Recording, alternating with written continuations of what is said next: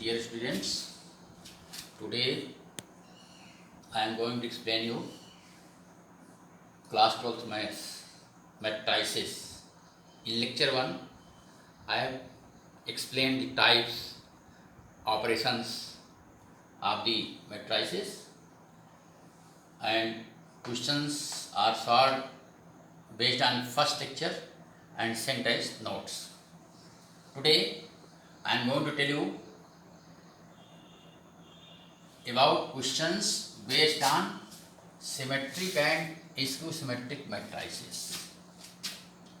Property: if A be a square matrix, then A plus A dash is symmetric, and A minus A dash means A transpose, is a skew-symmetric matrix.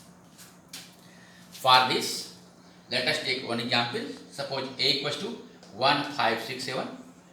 Then A transpose equals to, we change the row and column, we will get 1, 5, 6, 7.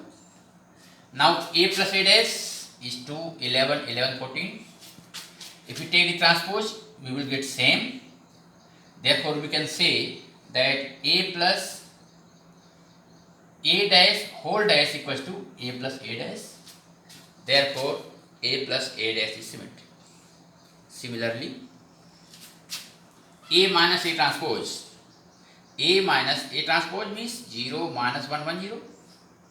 Whole transpose again 0, 1, minus 1, 0. If we take negative sign common here, we will get 0, minus 1, 1, 0. It is same as A minus A transpose. Therefore, we can say A minus A transpose whole transpose equals to minus of A minus A transpose. Therefore, A minus A transpose is skew symmetric. Now, question number 2.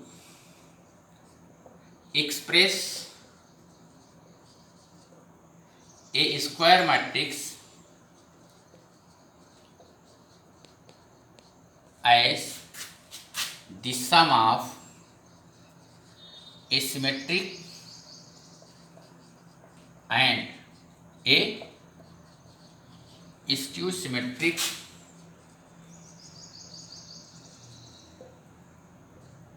matrices.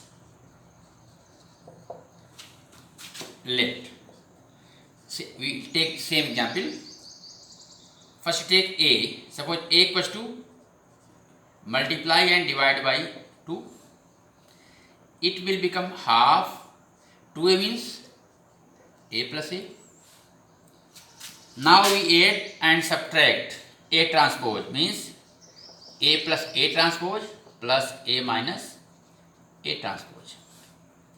It will become half of A plus A transpose plus half of A minus A transpose.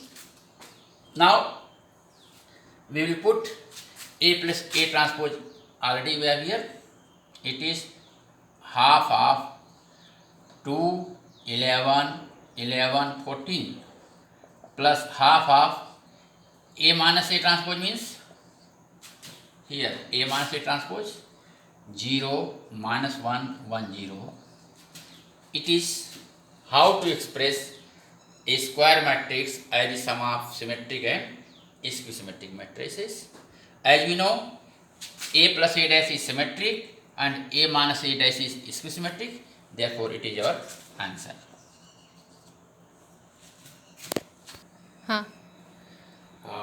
So now there is how to find the inverse of a matrix by linear transformation. This will be easier to understand after determinants, because we will have the property of determinants where we will know about the linear transformation. So this topic will be explained after the determinant. So you leave this exercise. After the determinant, again we will come back to this chapter. Now chapter 4, determinants. Its first lecture is about definition. What is the definition of determinant? Just like matrix. In matrix, as you know that it was rectangular, it was square, but here determinant is arranged only in square arrangement between two vertical lines. So what is the definition? Determinant is the square arrangement of the elements which is made between two vertical lines like this. Now the question is how to evaluate a determinant. First of all, we take the principal diagonal. What is the principal diagonal? If it is a square, then there are two diagonals. First diagonal is this. This is called the principal diagonal. So first we multiply these elements minus the elements in the second diagonal, like 1, 3, 2, 4 can be simplified as 1 into 4 minus 2 into 3. It is 4 minus 6 equals to minus 2. So what is the value of this determinant?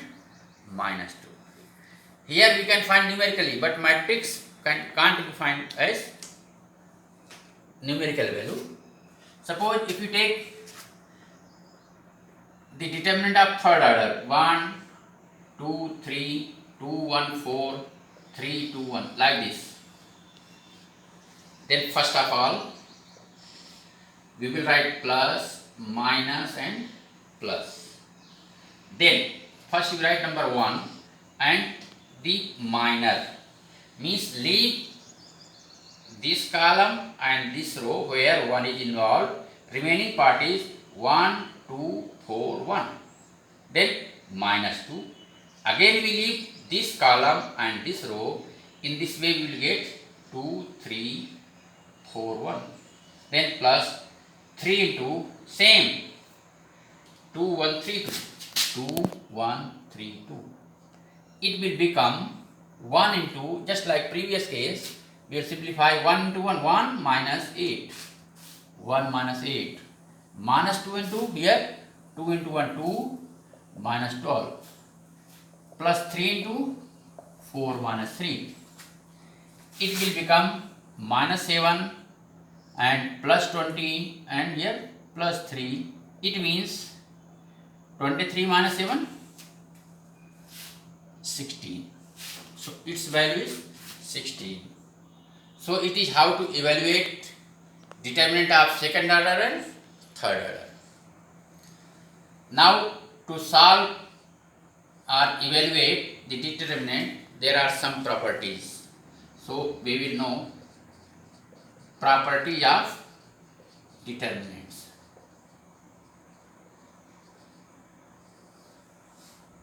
Number 1, if every element of any row or column is 0, then value of the determinant is 0. We can check and solve. Number 2, if every element of any rows or columns are identical, then also its value will be 0. Number 3, suppose 1, 2, 3, 4. What its value? 4 minus 6 equal to minus 2. If we interchange two columns, then 2, 4, 1, 3, it will become 6 minus 4 equal to 2. So what is third property? If we interchange any two adjacent rows or columns, then numerical value remains same, but sign gets changed. Fourth, if we multiply any row or column by a constant, then value of the determinant will also be multiplied by the same constant. For example, 1, 2, 3, 4. It is 4 minus 6 equal to minus 2.